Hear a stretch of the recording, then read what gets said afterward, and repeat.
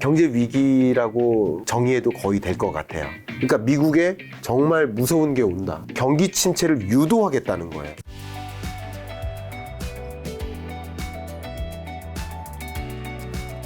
자, 지난달에 이제 잭슨홀 이제 파월의 연설 이후에 네. 이제 우리 김갑 실장님께서 네. 그거를 이제 완벽 분석 네. 해준 시간 가졌는데 이번에는 또 네. 그것보다 더 중요할 수 있는 네. 또 FOMC가 있었지 않습니까? 맞아요. 자, 요거 오늘 리뷰 좀 부탁드리려고 하는 건데 네네, 좋습니다. 자, 9월 FOMC 일단 그 결과 총평 좀 부탁드릴게요. 총평은 네. 자, 일단 기본적으로 여러분들이 주목하셔야 될 게 기준금리 인상폭 거기에 있는 게 아니라 일단 기준금리는 0.75%. 네. 네. 그 정도 자이언트 스텝 할 것은 시장이 이미 기대했었어요. 그렇죠. 그거는 뭐 서프라이즈가 아닙니다. 그러지 않다. 근데 거기서 발표된 예측치가 있어요. 예측치. 그러니까 FOMC가 1년에 8번 있잖아요. 점도표 말씀하시는 건가요? 그렇죠. 네. 근데 점도표는 기준금리 예측치고 네. 그거 말고 시장이 이렇다라고 판단 내리고 네. 금리를 어떻게 나가겠다라는 거죠. 그 시장을 판단한 그 근거. 시장이 이제 물가는 이렇고 경제는 어떻게 흘러가요, 실업률은 어떻게 흘러가요 라는 것을 판단해서 이걸 제시하고 그렇기 때문에 우리는 금리를 이렇게 통화정책을 운용하겠다라는 그 방향성을 제시한 건데 점도표도 물론 놀랐지만 이 예측치 점도표를 발표하는 게 1년에 4번이에요. 네. 그러니까 1년에 4번 있는데 이번이 중요한 또 점도표였어요. 왜냐하면 6월에 FOMC 회의가 있었고 그때 이후로 물가가 9.2를 나중에 찍었죠. 그래서 역사상 고점을 또 찍었고 41년 만에 네. 그리고 잭슨홀 미팅이 있고 이번 FOMC 회의가 있었기 때문에 네.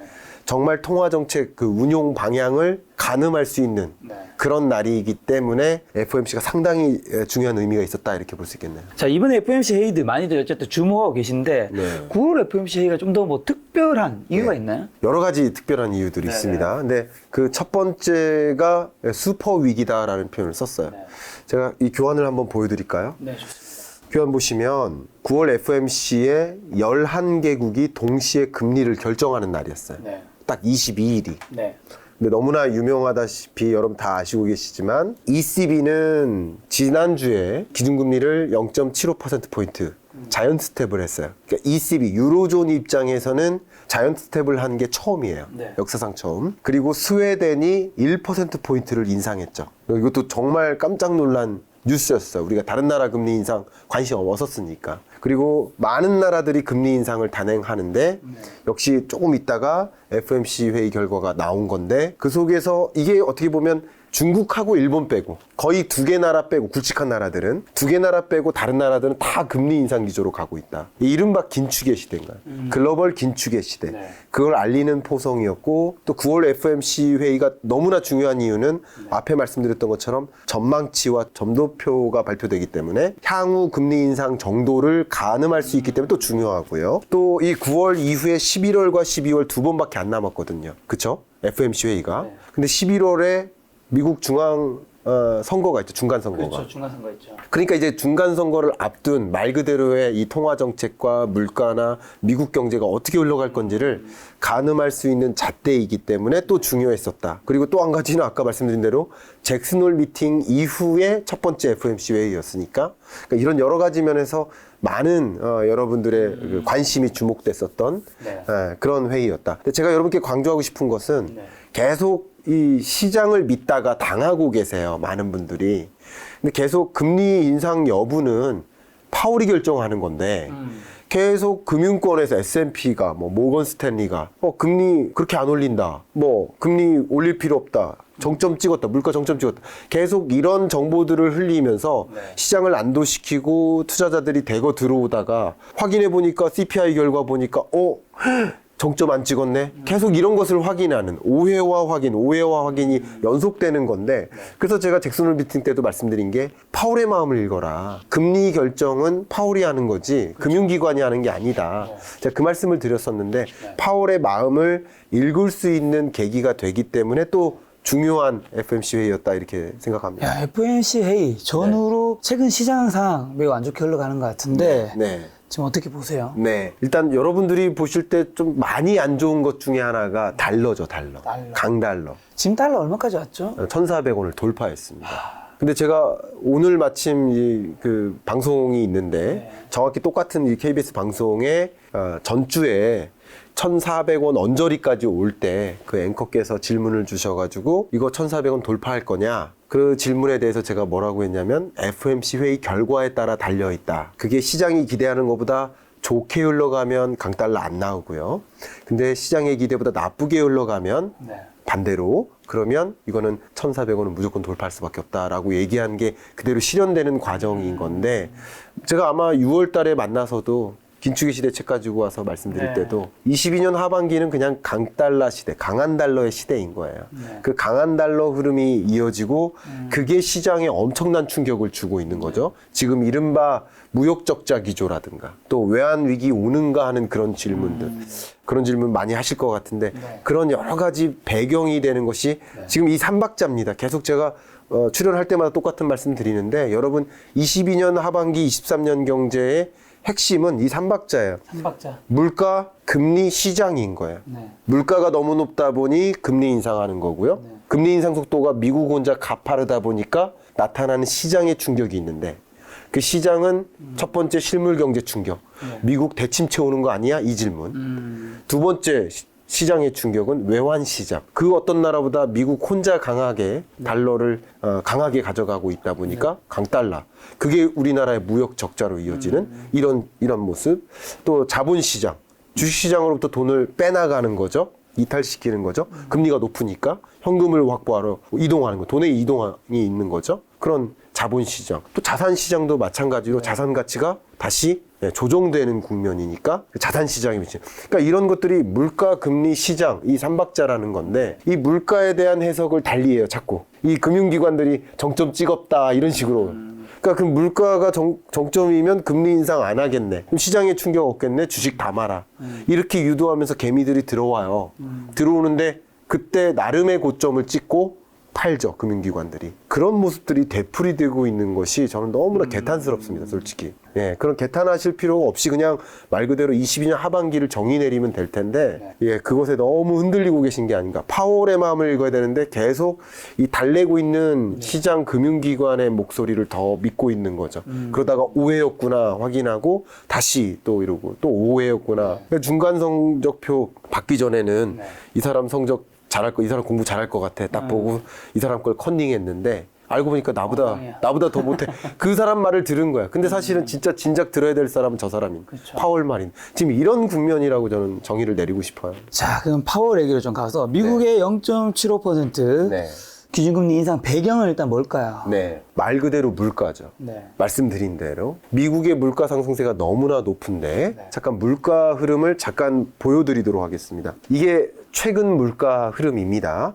9.1%를 찍었고요. 8.5%를 또 나름 좀 정점 찍었나 보다 했는데 그래서 이때는 시장의 기대가 뭐라고 했냐면 8.0이야 혹은 8.0 언더야. 그럼 물가 정말 확실한 정점이구나 했는데 8.6으로 서프라이즈가 나온 거죠. 정점 아닐 수도 있다. 근데 이거 말고 더 중요한 것은 기대 인플레이션 말고 또 한 가지가 근원 물가예요. 그러니까 지금 이 물가 상승률 이 8.6%는 여러 가지 우리나라 기준으로 460여 가지 소비 품목의 가격 등락률을 가중평균한 거겠죠. 근데 중요한 것은요, 이것처럼 근원 물가예요. 이 근원 물가는 앞에 CPI에서 두 가지 변동폭이 심한 것을 뺀 거예요. 식료품이나 에너지. 이거는 막 매일 급등락하잖아요. 이런 걸 제외하고 봤어요. 그러니까 다시 말하면 이게 올라간다는 것은 기조적인 물가 상승이다. 이게 떨어지는 것은 기조적으로 물가가 잡히고 있다. 이런 것인데 이 근원 물가 자체가 6.3으로 다시 한번 반등했어요. 거의 고점을 다시 갱신해요. 그러면서 물가 정점 아니다라는 것을 확인하면서 시장이 또 화들짝 놀란 거죠. 이러면서 결국 잭슨홀 미팅 때 뭐라고 했어요? 제롬 파월 연준 의장이 2% goal이라는 표현을 썼죠. 2%라는 목표 물가를 이루기 위해 나는 모든 것을 다 할 거다. 그게 연준의 책무다. 이렇게 강조를 했는데 그거 얼마 되지도 않았는데 그거 잊어버리고 시장이 자꾸 얘기하는 거 물가 정점 찍었나 보다 이러면서 주식 들어가는 거예요. 근데 제롬 파월은 어쩌면 제가 지금 보여드리는 이게 문제가 아닙니다. 여러분 그래프 한번 보세요. 2%라는 목표 물가가 여기 있어요. 이거는 단기간 안에 조성되는 그런 물가 상승세가 아닙니다. 갑자기 여기서 2로 떨어지는 것은 없습니다. 그러니까 이게 떨어진다 하더라도 이런 정도의 속도를 거칠 거예요. 통계적으로는 그래요. 그런 것들 때문에 물가 잡겠다는 행보를 네. 계속하는구나. 지금 FOMC 회의 결과가 그렇다는 거예요. 네. 그래서 자이언트 스텝하고 기존의 점도표보다 더 상향 조정됐죠. 그게 핵심이라고 볼 수 있을 것 같아요. 그러면 미국 향후 통화정책 좀 어떻게 운영해 나갈 거야? 그 너무 중요한 얘기예요. 제가 그것을 점도표를 가지고 좀 보여드릴게요. 네. 자, 기존의 FOMC가 이제 6월이었고 이제 6월과 이번 9월 FOMC를 좀 비교하면 기조가 얼마나 바뀌었는지를 여러분 캐치할 수 있거든요. 근데 6월과 9월 사이에 뭐가 있었어요? 9.1%라는 물가 상승률이 등장했던 거죠. 네네. 9.1까지는 아니었는데 그리고 잭슨홀 미팅에서 또 한 번 확인했었죠. 그런 결과가 반영된 통화정책 운용 방향을 우리는 확인해야 됩니다. 자, 보면 일단 시장 판단이 있겠죠. 네. 그냥 하는 게 아니라 시장을 FOMC 위원들이 판단을 할 겁니다. 네. 판단하기를 GDP는 22년에 1.7% 상승할 거야. 그리고 23년도 1.7% 상승할 거야. 그러니까 미국 경제치고 1.7%면 나쁜 건데 막 엄청 나쁜 건 아니에요. 미국 선진국이니까 그렇죠. 2% 수준이면 그냥 괜찮아요. 그렇게 봤고요. 그러니까 또 그렇게 나쁘진 않으니까 금리 인상하겠다라는 건데 중요한 것은 실업률도 굉장히 강하게 3%대면 완전 고용에 가깝습니다. 그러니까 완전 고용에 가까운 이 3%대를 유지해 나갈 거야 라고 봤어요. 경제에 대한 걱정이 없었던 거야. 이게 중요한 표현입니다. 그리고 이게 가장 중요한 건데 물가가 이 6월에는 5.2% 상승할 거야 전망했던 거예요. 그리고 23년에 2.6%로 여전히 목표 물가 2%를 상회하는 수준을 유지할 거야. 이렇게 전망했었어요. 근원 물가도 좀 참조적으로 보시고요. 그런데 경기 판단이 어떻게 바뀌었냐면 여기 보면 real GDP, 그러니까 경제 성장률을 22년 0.2. 엄청 낮아졌네요. 6월에 했던 프로젝션이 1.7인데 네. 0.2 엄청나죠. 그러니까 1.5%포인트의 성장률 조정은요 정말 이례적인 일이에요. 마치 팬데믹 위기가 온 것 같은 그런 이례적인 조정입니다. 네. 그리고 두 번째 23년 경제도 1.2%로 1.7에서 또 하향 조정했어요.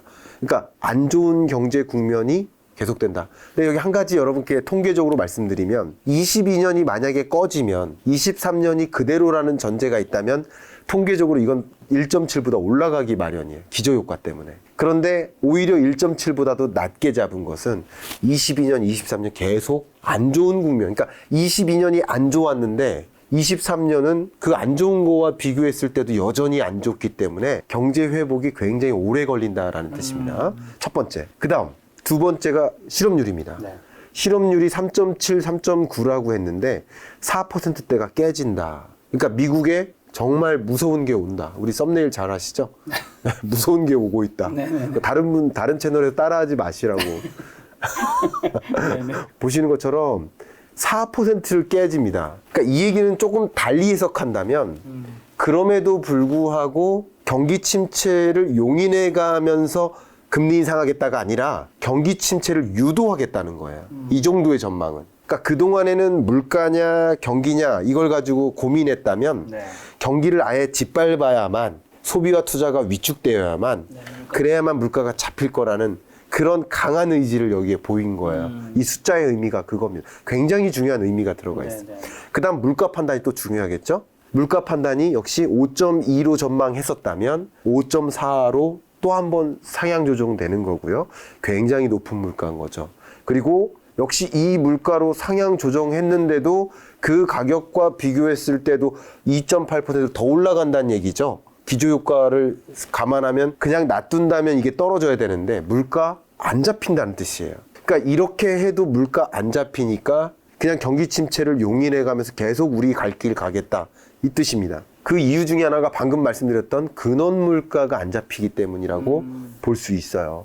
그러니까 지금 국제유가 떨어지고 식료품 식량 위기 시대였다가 식료품 원자재 가격 급등하고 그랬었다가 지금 떨어졌잖아요.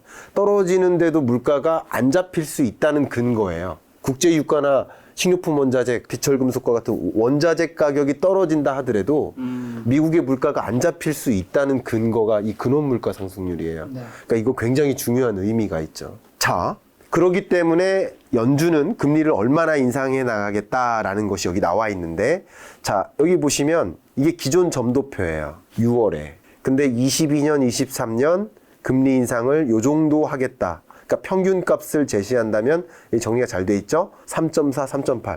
이건 제가 그 자료를 그대로 캡처한 겁니다. 스테인먼트와 PDF 파일이 올라가 있어요. 그대로 캡처해서 여러분께 보여드리는 겁니다. 자, 이런 겁니다. 그러니까 프로젝션, 기존의 금리 인상 속도가 3.4, 3.8, 4는 안 간다 이거였어요. 4 밑에서 금리 인상 행보를 보이겠다였는데 그냥 완전히 레벨업 됐죠. 1%포인트가. 역시 이것도 엄청나게 거의 0.8%포인트 레벨업 됐죠. 결국 금리 인상 폭도 더 보폭을 높이고, 그리고 금리 인상 기간도 길어지고, 그러니까 터미널 레이시라고 하죠. 최종 목표하는 그 금리 자체가 높아지는 거예요. 여기 그 점도표가 확인이 되죠. 이걸 요약하면 이렇게 표시할 수 있겠죠. 네. 이게 핵심입니다. 그러니까 이것을 이제 다시 한번 요약적으로 설명드린다면, 지금 나의 갈 길을 가겠다. 나의 갈 길은 뭘까요? 2%라는 목표 물가를 실현하기 위해 가겠다. 네. 내가 주식시장 보겠다. 가계부채 보겠다.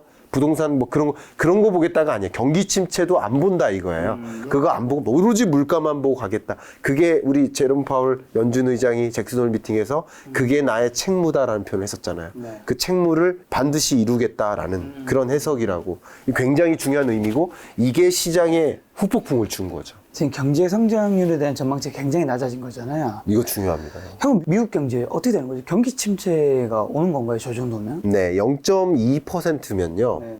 물론 지금으로서 이렇게 판단하는 것인데 0.2%면 경제 위기라고 정의해도 거의 될 것 같아요. 거의. 원래 경기 침체라는 말, 여러분께 좀 설명을 한번 드려보면, 이 경기가 어떻게 순환하냐. 보통 여러분 이 경기가 어떻게 순환하는지 다 그림은 그리고 계세요. 근데 그걸 정의를 한번 내려볼게요. 자, 수평선을 이렇게 그릴 수 있겠죠. 그죠? 그럼 수평선에서 이게 시간의 흐름입니다. 일반적으로 이렇게 올라갔다가 떨어졌다가 또 지하로 꺼졌다가 다시 회복되는, 이게 경기의 순환 사이클 아닙니까? 근데 보통 이런 기간을 성장기라고 해요. growing, 그죠? 혹은 growth, 이렇게 성장기. 그러다 여기 이게 뭐냐면 둔화입니다. 둔화. 둔화를 보통 recession이라고 해요. 이게 R이에요. recession, 둔화. 그리고 아예 까먹는다. 이게 침체예요. 침체.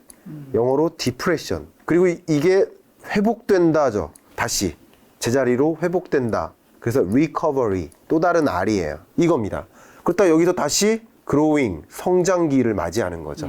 이렇게 계속 반복되는 게 경기 순환 사이클이에요. 네. 자, 근데 여기서 정확히 말씀드리면 우리가 recession이라고 표현하는데, recession은 한국어로 굳이 표현하면 침체가 아니에요. 경기 후퇴. 예, 후퇴 혹은 둔화. 네. 이게 정확한 표현이에요.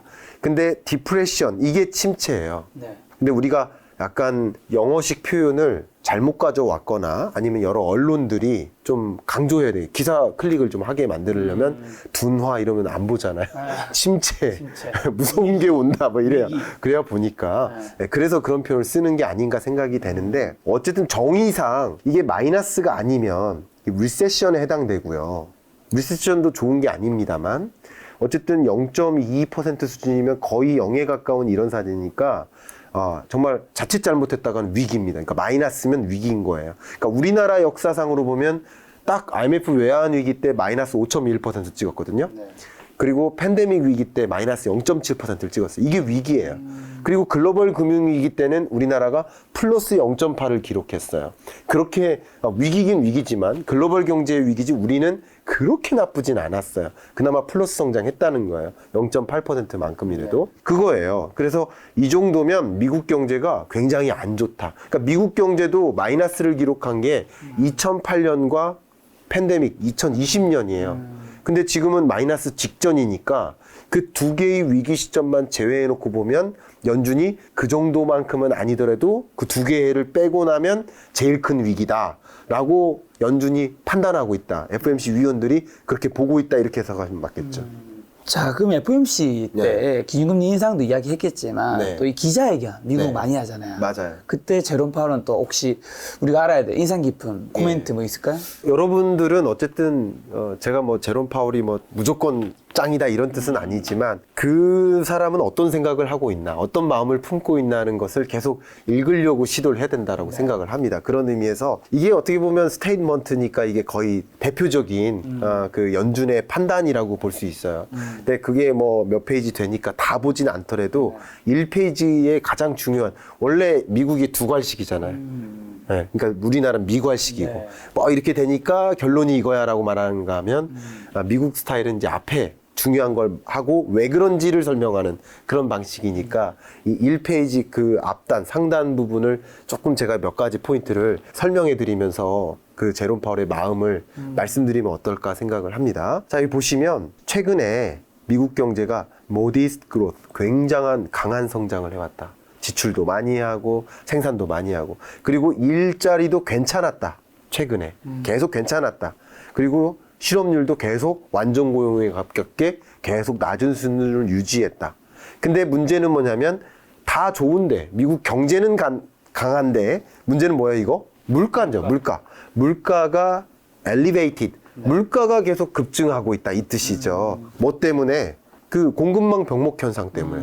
그리고 계속 얘기하기를 러시아의 전쟁 때문에, 그놈의 전쟁 때문에 이 고물가가 오고 또 이 푸드 크라이시스, 식량 전쟁이 오고 또 에너지 위기가 오고, 그러니까 당연히 여러 가지 물가 상승세가 기조적으로 나타났다. 이게 굉장히 중요한 표현이고요. 그 다음 여기가 굉장히 중요한데 더 커미티, 그러니까 연준 위원들이 이 인플레이션 리스크를 간단히 보고 있지 않다. 여기에 집중적인 포커스를 두고 있다. 잭슨 홀 미팅에서 했던 얘기를 거의 비슷한 수준으로 하는 거예요. 우리는 물가만 보고 달리겠다 이 뜻입니다. 그러니까 다른 거 보는 게 아니에요.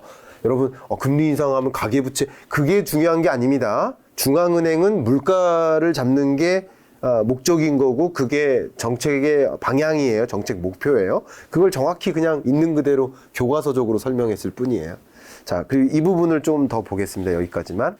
우리는 어떻게 보고 있냐면 지금에 이르는 이 인플레이션을 다시 한번 얘기했죠. 2% over the longer run. 그러니까 장기간에 걸쳐서 2%라는 목표 물가를 이루어 나가겠다. 그러니까 2%는 물가가 나올 때까지 금리 인상, 긴축적 통화 정책을 유지해 나가겠다 이 뜻입니다. 이거 굉장히 중요하고요. 그래서 결과적으로 우리는 이렇게 금리 인상을 했다라는 겁니다.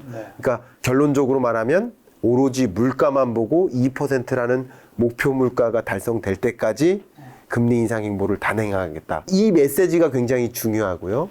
시장은 다시 한번 또 확인하는 거죠. 아닌가 보다, 정점 찍고 이제 금리 인상 뭐 빅스텝만 할 수도 있는 것 같은데 아닌가 보다 하는 움직임이고요. 그리고 또 한 가지 제가 말씀드린 게 이게 수포의 위기였잖아요. 제롬 파월 연준 의장이 다른 중앙은행들이 금리 인상을 어떻게 할지는 잘 몰랐을 거 아니에요. 뭐 어느 정도는 가늠할 수 있겠지만 그러나 제대로 알지는 못했을 거 아니에요. 그리고 그 다른 나라들 금리 인상하는 거 굳이 신경 썼겠어요? 우리도 스웨덴 신경 안 쓰듯이. 근데 이런 나라들이 소위 유로존도 자이언트하고 스웨덴은 울트라하고 이런 긴축 행보를 보이니까 미국이 강한 긴축 행보를 멈추지 않으면 이게 강한 긴축이 아닌 거예요. 여전히 상대적인 거니까. 그러니까 어쩌면 FOMC 회의에서 만약에 이들의 여러 11개국의 통화정책 방향을 이미 지각했으면 어쩌면 울트라를 했을지도 몰라요. 근데 어떻게 할지 모르니까 나는 어쨌든 강한 긴축으로서 자이언트를 했을 뿐이에요. 근데 결과적으로 그걸 지켜본 거죠. 지켜본 거잖아요. 이 스테이트먼트는 미리 며칠 전에 다 써요. 검증 여러 번 하고 이번에 발표한 것 뿐이죠. 그렇기 때문에 이미 0.75를 결정한 거예요. 우리가 몰랐을 뿐이죠. 한 10일 전쯤, 한 5일 전 사이 요 정도 기간에는 이런 걸 다 쓰고 준비를 마무리합니다. 이 경제전망치가 갑자기 한두 시간 동안에 나오고 문서, PDF 문서를 바로 올릴 수는 없는 거잖아요. 그 순간에 업로드하는 것 뿐인 거죠. 미리 찍어놓고. 그런 거죠. 그러니까 결국은 이런 슈퍼윅 기간에 다른 나라들의 금리 인상 행보까지 지켜보고 우리가 금리 인상 행보를 이만큼 했기 때문에 어쩌면 11월, 12월에는 지금 예상하는 그 수준보다 더 강할 수도 있다라고 전제하는 것이 맞겠다. 의견 드립니다. 자, 한미 기준금리 역전이 현실화되었는데 네. 이게 시장에 좀 어떤 영향을 줄까요? 네, 한미 기준금리 역전은 어쩌면 네. 이미 많은 투자자들은 예측했던 거죠. 그리고 제가 대단해서가 아니라 저 말고도 대부분의 이코노미스트들은 미국의 물가 상승 압력이 한국보다 강하기 때문에 미국의 금리 인상 행보가 가장 빠를 것이고 그러다 보면 금리가 역전될 것이다라는 것을 알고 있었고요. 많은 투자자들은 이미부터 돈을 뺐죠. 이미부터 돈을 뺀 거예요. 이미부터 돈을 뺐고 오히려 금리가 역전되기 시작하는 순간 사실 7월 달에 역전이 됐었거든요. 다시 한국이 베이비 스텝 하면서 역전이 다시 돌아오긴 했는데 이번에 또 한 번 갈팡질팡 하면서 완전히 역전되는 흐름인 거예요. 근데 어쨌든 그런 갈팡질팡 하면서 역전되는 흐름이 전개될 것을 많은 투자자들은 이미 알았고 돈을 이미 뺀 거죠. 그래서 22년 연중에 계속 유독 한국 주식이 더 안 좋았죠. 미국장이 나쁠 때 한국장 안 좋고 미국장 좋을 때 한국장 또 안 좋고 이런 국면이 계속 지속됐던 거예요. 왜? 외국인 자금이 자꾸 빠지니까. 근데 오히려 금리가 역전되면서부터는 순유입이 있었습니다. 그러나 지금 그때의 기준금리 역전과 또 우리가 그동안에 예상했던 그 격차보다 더 벌어질 소지가 있기 때문에 그렇기 때문에 그거는 전제가 반영이 안 된 거죠. 그러니까 금리 역전 현상이 있을 거라는 것은 반영이 됐지만 기존에 생각했던 것보다 더 보폭이 벌어지는 거죠. 그러면 추가적인 자금 이탈이 있을 수 있습니다. 그러면 소위 여러분들이 궁금해하시는 정말 외환위기 오냐? 걱정된다. 이런 질문들이 더 많이 팽배하게 되는 그러면 여러분들 소비도 위축되고 투자 심리도 위축되는 그런 국면에 그러니까 안 좋은 말씀 드려서 죄송합니다만 그런 국면이 전개될 가능성이 훨씬 높아진 상황이라고 볼 수 있겠습니다.